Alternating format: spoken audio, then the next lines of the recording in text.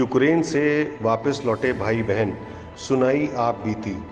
15 kilometre पैदल चलकर पहुंचे रोमानिया के बॉर्डर। 12 घंटे लाइन में खड़े रहे। यूक्रेन के सैनिकों ने भारतीय छात्रों के सामने की हवाई फायरिंग। कई घंटे कड़ाके की ठंड में रहना पड़ा। भूखे प्यासे बर्थडे के दिन अपने वतन वापस पहुंचे भाई बहन। भारत सरकार को किया शुक्रिया अदा। जी, मेरा नाम तस्बीह इकबाल है। आपसे जानना चाहेंगे यूक्रेन में वो दहशत के जो पल थे उसके बारे में बताइए। किस तरीके से आप बॉर्डर पे पहुंचे, बॉर्डर पे कितनी देर आपको इंतजार करना पड़ा, फिर आप इंडिया कैसे आए, पूरी बात बताइए सच। जी, हम बॉर्डर से चले, मतलब जब हम इवानो से चले थे, वो जो बस थी वो हमारे जो कॉन्ट्रैक्टर हैं, मतलब जो इवानो फ्रैंकिव्स के यूरेशिया एजुकेशन लिंक वाले डॉक्टर मसरूर अहमद, उन्होंने हम सब लोग बच्चों के लिए करी थी। और उससे मतलब इवानो से रोमेनियन बॉर्डर तक हमें कितना वक्त लगा था? 8 घंटे बस से ट्रैवल किया था हम लोगों ने। फिर उसके बाद जब बॉर्डर आने वाला था, उसके करीब 15 किलोमीटर पहले उन्होंने उतार दी हमारी बस। उन्होंने कहा कि ये बस इससे आगे नहीं जाएगी। जबकि बाद में ऐसा भी हुआ कि जो यूक्रेनियंस आ रहे थे वो उनको लेकर जा रही थी, बसेस यूक्रेनियंस को लेकर जा रही थी, जबकि इतना ज़्यादा वहाँ पे मेजड सिचुएशन क्रिएटेड, मतलब ऑलरेडी क्रिएटेड थी। तो उन्होंने सब बच्चों को ऐसे साइड साइड में करवाया और फिर वो बस अपनी लेकर गए। मगर खैर फिर उसके बाद हम लोग 15 किलोमीटर से करीब चले, अपना लगेज वगैरह सब लेके। फिर फिर वहाँ पे जब हम जाके पहुँचे बॉर्डर पे, तो फिर उसके बाद सब बच्चे, मतलब उनका कोई सिस्टमाइज्ड कोई वे है ही नहीं बच्चों को निकालने का। सब बच्चे मतलब एक झुंड झुंड में सब बच्चे खड़े हुए थे, अपना सामान वामान सब लगेज लेके। और वो मतलब शायद 1 घंटे में 4 बच्चे, हम लोग ऐसा सुन रहे थे शुरुआत में 1 घंटे में 4 बच्चे, मगर फिर उसके बाद करीब 10 घंटे तक हम अपना सामान ऐसे सब लगेज लिए ऐसे ही खड़े रहे थे और उन्होंने एक भी बच्चा नहीं निकाला। उन्होंने करीब 2 घंटे में सारे यूक्रेनियंस निकाल दिए जो उनको इवैक्यूएट करने थे यूक्रेन से, वो निकाल दिए। कुछ नाइजीरियंस भी निकाले, मगर कोई इंडियन नहीं निकाला। खैर फिर हम लोग खड़े रहे और फिर उसके बाद लकीली हमारा वो आ गया कि हम आगे चले गए और फिर निकल कर आए। जैसी वो भी एक बहुत ख़राब एक मंज़र था। खैर हम जब निकल कर आए तो फ़ौरन ही मगर इंडियन एम्बेसी ने अपनी बसेस भेजी हुई थी वहाँ पे। मतलब कम बसेस थी, एक एक दो दो करके आ रही थी, क्योंकि बच्चे बहुत ज़्यादा थे। उसके मुताबिक वो इन्हें काउंट बढ़ाना पड़ेगा बसेस का, मगर फिर भी हमारे लिए कुछ असिस्टेंस था। आपका नाम? मेरा नाम मोहम्मद सिमाल ख़ान है। आपसे जानना चाहेंगे, आप यूक्रेन से अपने वतन वापस आए हैं और आज आपका जन्मदिन भी है, बर्थडे भी है, तो ये बताइए कितनी खुशी का पल है और किस तरीके से क्या परेशानियां आपको झेलनी पड़ी? बहरहाल पल मेरे लिए खुशी का हो ना हो, पर परेशानियां बहुत है, क्योंकि अभी भी मेरे बहुत दोस्त अलग अलग यूनिवर्सिटी के, अलग अलग जगह के अभी भी फंसे हुए हैं। कुछ ट्रेन में हैं, कुछ अभी बॉर्डर तक पहुंचे नहीं हैं, कुछ अभी भी बंकर में फंसे हुए हैं। तो खुशी तो खैर कम है, पर हाँ एक ये है, रिलीफ़ है कि मेरे जानने वाले बहुत बाहर निकल भी चुके हैं। और परेशानियां बहुत ज़्यादा थीं। जब आप वहाँ यूक्रेन में थे तो किस तरह का माहौल था, किस तरह की दहशत थी? लोग जो थे, जिस वक्त बम फटा तो हम देख रहे थे, क्योंकि हम मार्केट के थोड़ा पास ही रहते हैं। आधे लोग जो सुपर मार्केट्स हैं उसमें से लूट मचा रखी थी, मतलब एक तरीके से सब जितना भी दिख रहा था उन्हें वो खरीद के ले जा रहे थे। खाने की उस वक्त कमी हो गई थी, बैंक में लाइनें बढ़ गई थी।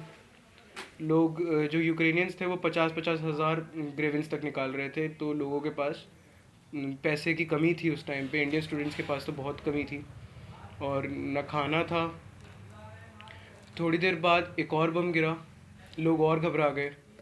उसके बाद हमें वो आ गया था कि लाइट बंद करके अपने कमरों की तब रहना है और रात भर लाइट नहीं जलानी है, कि अलग कुछ दिखना नहीं चाहिए। हमारे ऊपर से, हम जब तक वहाँ फंसे रहे थे, हमारे ऊपर से बहुत जेट्स निकलते थे। हमें यही डर लगता था कि अब कहाँ होगा। उन कुछ दिनों में 3 जगह बम्बार्टमेंट हुआ। एक एयरपोर्ट पे, एयरबेस पे, और ख़ाली एक बिल्डिंग पड़ी थी पीछे एक जगह पे, वहाँ हुआ। और एक जगह उनकी पाइपलाइन बस्ट हो गई थी, यूक्रेन खुद की, मतलब इवानो की पाइपलाइन बस्ट हो गई थी एक जगह। तो डर बहुत ज़्यादा था, लोग दहशत में इधर उधर भाग रहे थे। कुछ तो इमरजेंसी लगी हुई तो बाहर रात में निकल भी नहीं सकते थे, खाना भी नहीं ला सकते थे अगर कहीं जाना हो। सुबह के अलावा निकलना मुश्किल होता था। सुबह में भी सायरन बज गया तो आपको भागना होता था नीचे की। अतबे खाली हो गए थे। हमारे यहाँ एक सुपरमार्केट है बड़ा मशहूर, अतबे, यूक्रेन, पूरे यूक्रेन में। पूरे यूक्रेन में होते। और तो उनको खाली हो गए थे, जबकि वो बहुत भरे रहते हैं सामान से, पर उसमें भी सामान की कमी आने लगी। किस तरीके के इंतजाम थे सर इंडियन गवर्नमेंट की तरफ से? क्या वहाँ पे देखिए, बस का इंतजाम था? यूक्रेन की साइड बॉर्डर पे कोई इंतज़ाम नहीं थे, बहुत परेशानियाँ थी। उस साइड अच्छे इंतज़ाम थे, रोमेनियन गवर्नमेंट के भी अच्छे इंतज़ाम थे, एम्बेसी के जो ले जाने के थे वहाँ तक। इस साइड बहुत बहुत बुरी बुरी चीज़ें हमने फेस करी सब बच्चों ने। अभी भी बच्चे कुछ वो जो 12 घंटे में निकल गए वो निकल गए। कुछ बच्चे वहाँ 3-3 दिन से ठंड में ठिठुर रहे थे, कोई जगह नहीं थी, बच्चे ज़मीनों पे थे। एक दो जगह आग लगी हुई थी, उसके आसपास सब बच्चे कोने कोने हल्का हल्का हल्का हल्का खड़े होके बैठ के वैसे ऐसी सो रहे थे एक दूसरे पे कंधे रख के। तो कोई ऐसी अच्छी चीज़ नहीं थी यूक्रेन के इस साइड। पर अगर आपने बॉर्डर जैसी पास किया तो आपको एक हिंदुस्तानी एम्बेसी की कोई ना कोई इंसान आपको सामान उठाएगा, आपका लेके जाएगा, अंदर बस में डालेगा, आपको बिठाएगा, आपसे पूछेगा कुछ चोट लगी हो कहीं सर से पैर तक बता दो, और तुम्हारे पास पासपोर्ट है ना अपना। वो कुछ नहीं मांग रहे थे कि तुम्हारे पास आरसीपी कोई टेस्ट हो, कोई वैक्सीनेशन हो, कुछ नहीं, बस तुम्हारे पास पासपोर्ट है। फिर जब हमें बस में जगह मिल गई तो उन्होंने हमें उतरने भी नहीं दिया कि इमिग्रेशन ऑफिस तक उतरो, लाइन लगाओ, हैं वहाँ धक्के खाओ, नहीं, उन्होंने कहा बैठे रहो। वो हमें आगे लेके गए, हमारे पासपोर्ट मांगे हमसे। रोमेनियन एक सोल्जर ने आके उसने वहाँ से लाके उस पर स्टैंप लगा लगा के दी कोई सी। फिर हमें वहाँ पर रोमेनिया का इमिग्रेशन स्टैंप दी। फिर हमें रोमेनिया के अंदर एंट्री मिल गई थी। फिर वो बस हमें लेके गई सीधे उनकी कैपिटल बुकारेस्ट। और बुकारेस्ट में हमें पहले एक बार एयरपोर्ट पे ले जाया गया तो उन्होंने बोला अभी कोई एयरलाइंस नहीं है। वहाँ के एक ऑफिशियल ने निकल के, जो वहीं की थी, रोमेनियन थी, उसने हमारे उनसे बात करी, जो हमारे इंडियन एम्बेसी की औरत थी उनसे, तो उन्होंने बताया कि अभी कोई नहीं है, तुम बच्चों को ऐसे ही यहाँ मत ठंड में छोड़ो। तो उन्होंने अपने शेल्टर में लेके गए, जो कि एक स्कूल था, रोमेनियन स्कूल था, और उसमें खाने की व्यवस्था थी बहुत। अच्छा, जिस फ्लाइट से आप लोग आए जी, उसका क्या किराया वगैरह आप लोगों से उसका हम लोग इवैक्यूएशन की स्पेशल फ्लाइट से आए थे, जो एयर इंडिया की तरफ से लगाई हुई हैं, जो कि बहुत लगाई हुई हैं, टाइम के साथ बढ़ा दी गई हैं। पहले स्टार्टिंग में 2 थी, अब 4 कर दी हैं। और मैं चाहता हूँ कि वो जैसे बच्चे बढ़ते जा रहे हैं मतलब बॉर्डर्स पे, वो 5, 6, 10 एक दिन की हो जाएं, तो 2-3 दिन का और काम रह जाएगा। बहुत अच्छा था। हम अंदर पहुँचे, उन लोगों ने बहुत अच्छे से स्वागत किया हमारा, टिकट दी, सामान अंदर ले गया।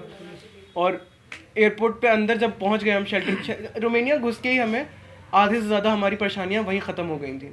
वरना उसके पीछे हमने गोलियाँ भी चलते देखी, हमने लड़ाइयाँ भी देखी, हमने दूसरी कंट्री के बच्चों को देखा कि परेशान हुए, तो उन्होंने इंडियंस को भी, कुछ बच्चों को उन्होंने पिटते हुए देखा, क्योंकि अलग अलग कंट्री ने अपने अलग अलग झुंड बना लिए थे, गुट बना लिए थे।